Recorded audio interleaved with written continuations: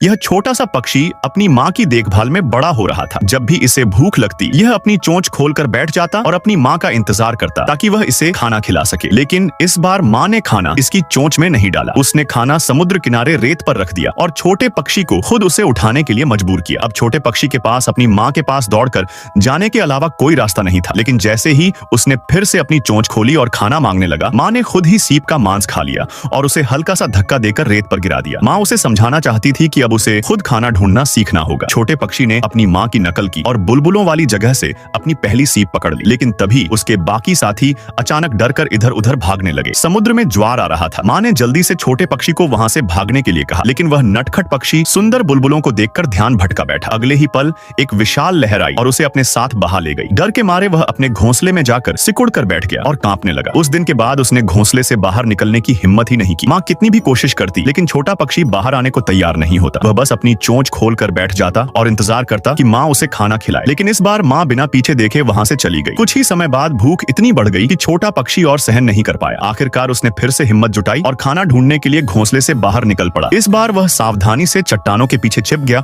और दूर पड़े एक सीप पर नजर टिकाई। लेकिन जैसे ही वह उसे पकड़ने दौड़ा, तेज लहरें फिर से उसकी तरफ आने लगी। डरा हुआ पक्षी भागकर वापस आया और समुद्री घास के ढेर के नीचे छिप गया। तभी अचानक दो हार्मेट केकड़े उसे बाहर खींच कर ले गए। वे अपने बच्चों को खाना ढूंढना सिखाने निकले थे। उसी समय एक बड़ी लहर आई और सबको अपने अंदर समेट लिया। डरा हुआ पक्षी उन्हें देखने दौड़ा, लेकिन उसने देखा कि वे केकड़े आराम से सीप ढूंढकर खा रहे थे।